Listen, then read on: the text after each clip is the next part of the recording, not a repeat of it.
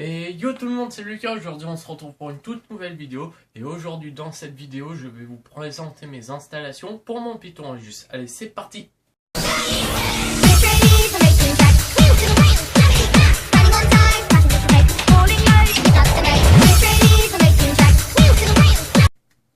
Yo tout le monde, donc là on se retrouve donc pour la vue caméra embarquée, si je puis dire.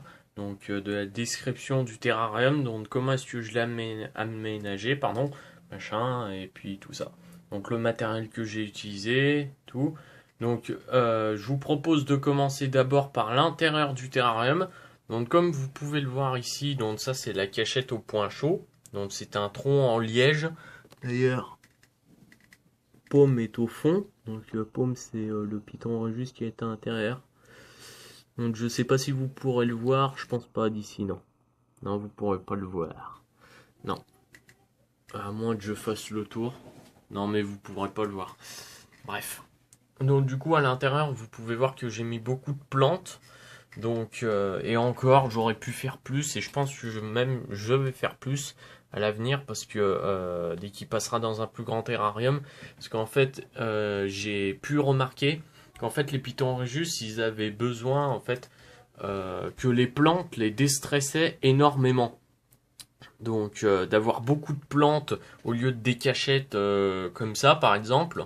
Bien sûr il faut au moins une cachette comme ça dans le terrarium.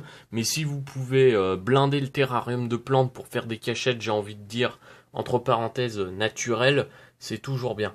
Donc ici le petit élément de sécurité pour tout serpent n'importe lequel. Donc c'est une petite serrure, je sais plus de quelle marque c'est. Donc là une gamelle d'eau qui nous provient de chez Exoterra. Donc là comme je vous l'ai dit un tronc en liège, des plantes au fond, une petite plante là sur le côté.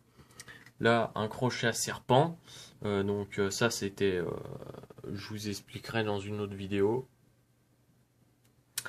Donc voilà, ensuite comme substrat j'ai utilisé de la fibre de coco, si je dis pas de bêtises, ouais, c'est de la fibre. Donc ensuite on va passer au matériel que j'ai utilisé. Donc ici, là-bas, vous pouvez voir, attendez je vais mettre le zoom. Donc vous pouvez voir qu'ici il y a la sonde du thermostat. Donc le thermostat, je m'explique pour ceux qui ne savent pas ce que c'est. Donc le thermostat, c'est ce qui va permettre de réguler la température du point chaud. Donc je vous le rappelle, dans un terrarium, il y a deux points bien distincts. Donc le point chaud qui est là-bas au fond et le point froid qui est juste là devant la gamelle. Donc alors au point chaud, il va faire à peu près 32 degrés le jour et 27 au point froid. Et la nuit dans tout le terrarium, dans son ensemble, il va faire à peu près 25 degrés. Voilà. Donc pour ce qui est du thermostat, donc j'utilise un thermostat de la marque Abistat. Donc c'est un classique. Donc là il est réglé sur 32 degrés. D'ailleurs il faudra que je le baisse. Parce que c'est l'heure de baisser la température, pardon. Donc alors la sonde, enfin le thermostat en lui-même est couplé au tapis chauffant. Donc le tapis chauffant c'est cette plaque que vous voyez ici. Donc cette plaque, bon vous pouvez pas ressentir comme moi, mais si je la touche, pour moi ça chauffe. Donc ça chauffe, c'est cette plaque là qui est en dessous du terrarium en fait, qui va venir chauffer le point chaud en fait. Du coup j'ai branché le thermostat au tapis chauffant, donc c'est relié. Et en fait, pour réguler la température, en fait, là, il y a les câbles qui passent ici. Bon, c'est un peu le bordel. Et donc, du coup, le câble du thermomètre on passe là. Donc, c'est la sonde qui vient être collée ici sur le tapis chauffant. Et en fait, va capter la température et va la réguler. Voilà, donc c'est tout pour cette vidéo. J'ai failli oublier aussi la taille du terrarium. Donc c'est un 60 de longueur par 50 de hauteur par 40 de profondeur. Voilà, donc j'espère que cette vidéo vous aura plu. Si elle vous a plu, n'hésitez pas à lâcher un petit pouce bleu, partagez la vidéo pour m'aider à me faire connaître et abonnez-vous surtout. Merci de votre attention. Salut! J'espère que la présentation de mon terrarium pour mon Python Régus vous a plu. Si vous avez la moindre question, n'hésitez pas à la poser dans les commentaires. J'essaierai d'y répondre dans les plus brefs délais. Et avant qu'on se quitte, je voulais vous faire passer un petit message. Enfin, ça dépendra si je m'éternise ou pas dessus. J'ai décidé, comme vous avez peut-être pu le voir si vous êtes un peu curieux, j'ai décidé de supprimer certaines vidéos. Donc si vous êtes curieux et que vous avez quand même vu et que vous avez une certaine logique, toutes les vidéos que j'ai supprimées, c'était toutes des vidéos sur des fiches d'élevage d'espèces que je n'avais pas. Donc je m'explique pourquoi je les ai toutes supprimées. Ce n'est pas que j'étais pas sûr de mes informations, parce que mes informations que j'avais dans les fiches d'élevage, en fait, je les cherchais toutes dans des livres spécialisés dans la terrariophilie, sur internet, sur des sites spécialisés. J'allais même demander conseil à des grands éleveurs, machin.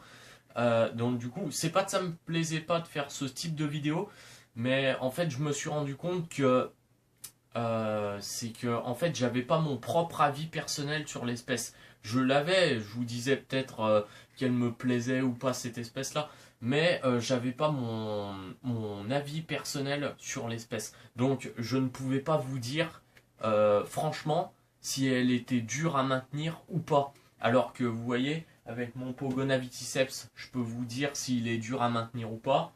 Mon serpent des blés pareil, et mon Python Régus aussi. Je peux vous dire s'ils sont durs à maintenir tous les trois. Et alors que par exemple sur le boa constrictor, je pouvais pas vous dire s'il était dur à maintenir ou pas.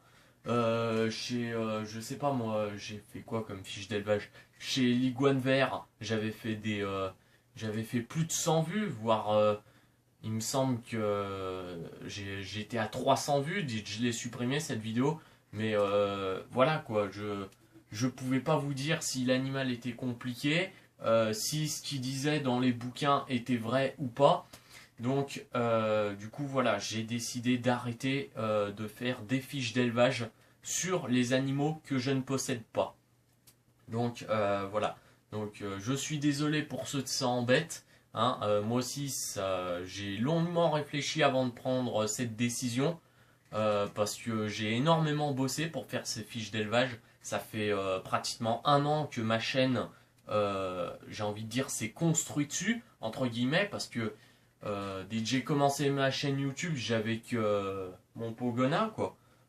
Donc du coup, les sujets de vidéo étaient pas larges, quoi. Donc du coup, j'étais forcément obligé de m'élargir sur un autre concept, dont les fiches d'élevage.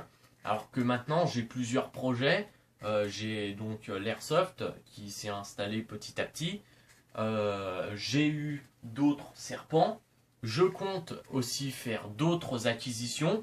J'ai aussi d'autres projets, mais ça je vous en parlerai plus tard. Je vais y laisser dans un petit coin, donc c'est top secret, j'ai envie de vous dire, entre guillemets. Hein.